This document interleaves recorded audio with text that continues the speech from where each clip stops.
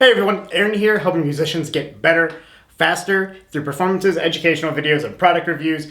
And today we're going to be going over the All-State Lyrical for Euphonium and Trombone for Florida All-State for the year of 2020. Now before we get into it, the Lyrical Etude is coming from the Bordoni, Rochut, Melodious Etudes, whatever you want to call the book. It's coming from the Bordoni book. And if you don't already have it, or you're curious as to which edition you're supposed to get or which one is the best, I'm going to link the one that Florida All-State specifically asks for in the description down below. Cool, so let's chat a little bit about the etude. Now, the first thing that kind of sticks out to me is the tempo of the etude. Even though it is a Bordoni, even though it is a lyrical exercise, it is still supposed to be done pretty quickly. It's at 120, so just make sure that we're not slowing down as we go through the etude. It's really easy because a lot of times we associate fast notes or slow notes with going slow in tempo or fast in tempo, and also it starts out pretty quiet.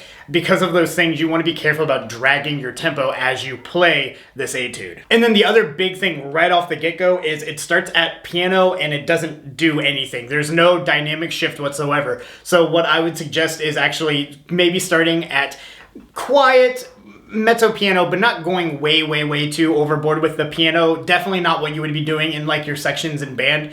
Not quite that piano. Quiet is impressive and delicate is impressive, but you also don't want to run the risk of just not being able to make notes happen. So piano, yes, but more along the lines of the louder end of that, just so that you can really make notes speak.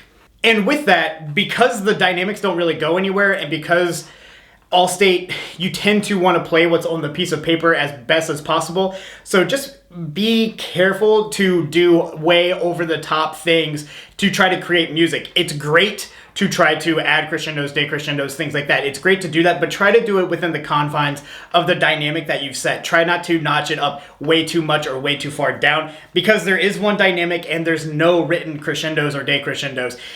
And even though artistically, if you can make a case for crescendoing maybe to like a forte or something like that, you could probably artistically make that case.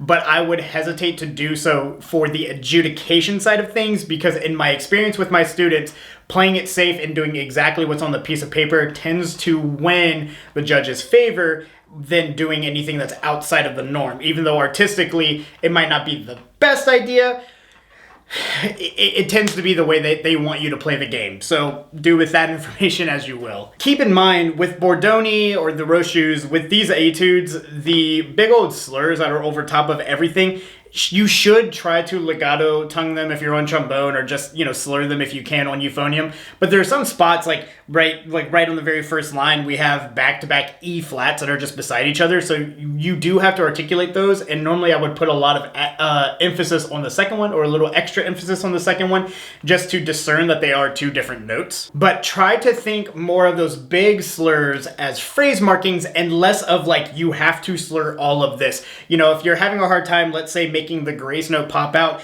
in the third or fourth measure, if you're having a hard time making a note pop out or happen the way you need it to, maybe a higher note, maybe the A flat that's up there, you can go ahead and give it a little bit of a legato tongue. You can give it a little bit extra just to help you with those. Think about them more as phrase markings, not so much necessarily that you have to be slurring the entire thing. And then the next big thing is those big slur markings are where you're going to try to keep your breathing. You want to try your best to do just the breath marks that are written, but if you do need to add some, it's no big deal, but you do want to try to do it at least at the end of some of those phrase markings, just to make sure that you're matching the phrases that Bordoni or the book has set.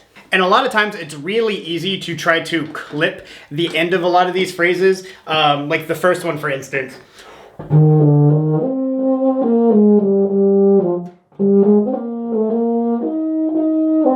And you get that very clippy sound.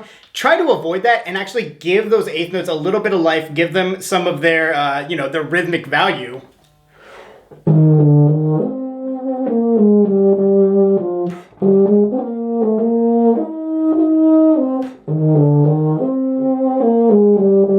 So on and so forth, just to make sure that it's going to mature up your sound a little bit if you give them their extra, their full value rhythmically. So just make sure you're not clipping off at the end of phrases. Sometimes you do have to make a little bit of a decision on whether to clip a note in terms to help you get like a good breath in, but really just try your best to play them for their actual designated length if at all possible. And there is one weird little trap in there. There is a accented note at the end of a slur, at least in the edition that I'm looking at. There is an accented E flat. Just go ahead and watch out for that. You do articulate it, give it a little bit of an extra bump, but you don't want to accent it like this is like marching band. You don't want to just really obliterate that note, just a little bit extra. So you're not looking for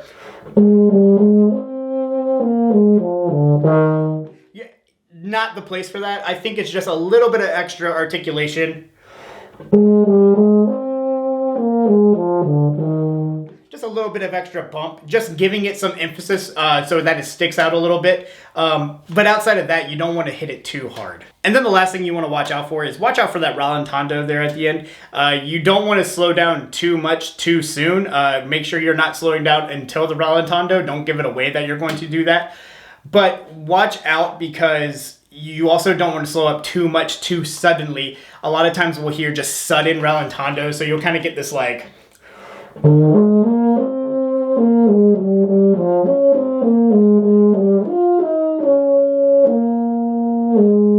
And then just like the last 2 or 3 notes are just like slow all of a sudden. What you want to do is kind of gradually get into your rallentando so you get more of a...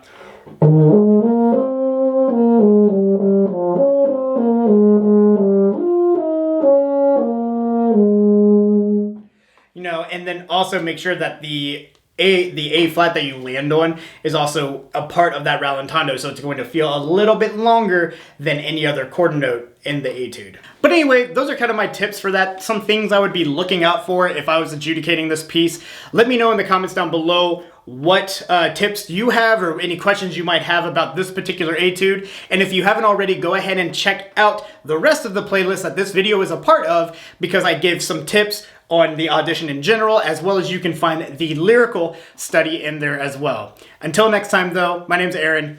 Be happy, but never satisfied. I'll see you next time.